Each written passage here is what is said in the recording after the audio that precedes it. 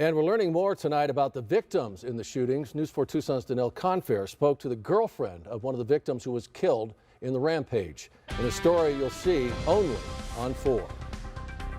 We're learning more about one of the victims who was shot and killed just steps away from his South Side home. He was rushing to help a neighbor after he learned their house was caught on fire.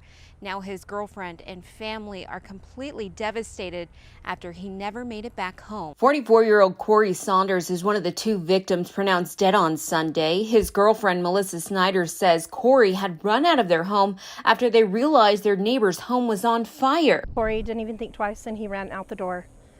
And I followed him to the truck, and by then him and the other neighbor were running, and I watched the fire trucks come up, and within seconds I saw the homeowner's SUV pull up behind the last fire truck, and he got out and just started shooting. In that time, 2 EMTs, 1 TFD fire captain, and those 2 residents were all shot. And then I watched my neighbor that had ran with Corey run back over to my other neighbor's yard, and he was holding his head. He had been shot, and I think I stood there for a minute waiting for Corey. Corey did not return home. And I don't know how much time passed, and then I watched them carry Corey over to our side of the yard. Melissa says she had a few interactions with the suspect's family and that he lived in the house that caught fire. You see our neighbors helping. I'm watching my boyfriend help bang on windows. I'm watching the firefighters get out of the fire truck, and the next thing I know is see that SUV pull up.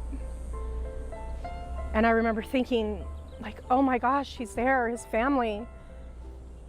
And I heard the gunshot. She says Corey was the love of her life and an amazing man. I love the way you love me.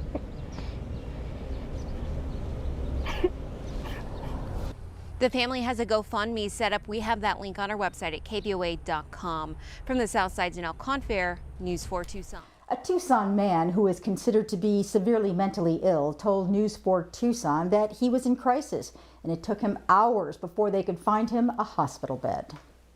I was taking the banner south, and it was totally inundated with people. There were people sleeping on cots, mats on the floor, and sleeping in chairs. The 58-year-old man asked to remain anonymous. He doesn't want people to know he's mentally ill and hurt his chances of getting a job. The family of Suzanne Miller is ending the year without her. Tucson police say she was brutally beaten on July 4th. She died nearly a month later. They also say that drugs were involved. All this while she was caring for an elderly woman. There are indications that she was possibly involved in the sale of narcotics. According to Tucson Police Detective Dan Roberts, who is assigned to the Counter Narcotics Alliance, or CNA, it happened in the Sam Hughes neighborhood on July 4th. The main house faces the street. The apartment where Miller was found was located in back of the house facing the alley. Her son. Yeah, that's right, Daniel. We're here on the northwest side, just off of Oracle and Orange Grove, where the storm here caused massive damage in this apartment complex. At least a dozen trees were knocked down, damaging parking structures, vehicles, and it even took out the stairwell you can see behind me as they're cleaning up, stranding people in their apartments.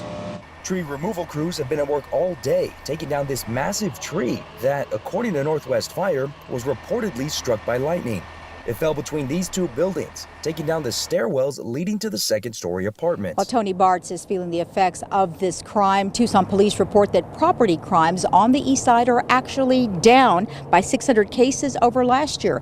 Last year, they had a total of 4,329. Reporting live from the east side, Lupita Murillo, News 4 Tucson. Councilmember Kasachik tells the Digging Deeper team several Tucson nonprofits have been working around the clock to help asylum seekers, including working to connect migrants with families and sponsors, as well as housing others at local hotels. This is insanity. You know, we can provide the services in a humane way.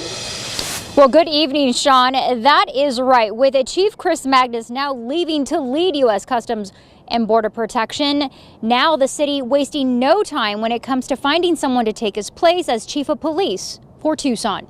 Well, the main message for the State of the City address was moving Tucson forward, even amid this pandemic that we are currently still facing. Here are some of the highlights that Mayor Regina Romero discussed during her speech that just ended a few moments ago. She highlighted we saw protesters gathered at the University of Arizona where they voiced their frustrations. News 4 Tucson's Mark Mangura joins us live from the University of Arizona campus. Mark, can you tell us what's going on?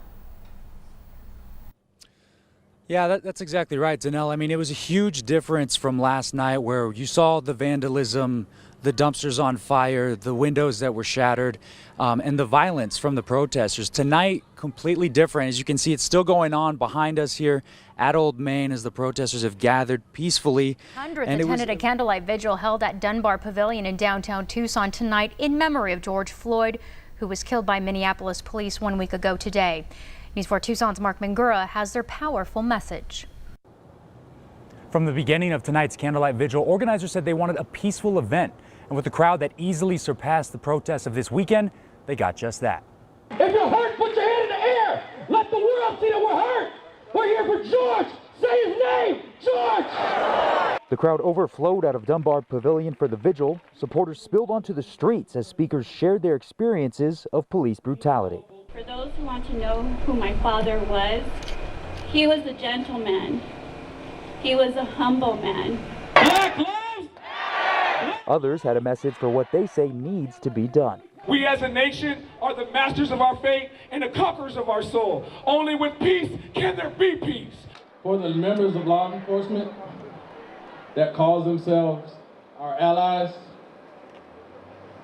being a decent officer is no longer enough. There was a moment of silence for 8 minutes and 46 seconds. The same amount of time George Floyd was pinned to the ground with the police officer's knee on his neck. It was a peaceful result after a weekend in Tucson that was filled with riots and vandalism. This is exactly who Tucson is. We have heart, we have soul. We are a tight-knit community that is used to marching and rallying and gathering peacefully. It was about being heard, and they were heard. The people there heard, and the people that were speaking tonight were heard. And that's what I'm happy about. Everybody who spoke today, unbelievable. Organizers wanted to emphasize that this is who they are, a peaceful group fighting for change. As a part of our team coverage here tonight with KVOA, we'll now go to David Kelly, who has more on tonight's candlelight vigil. David.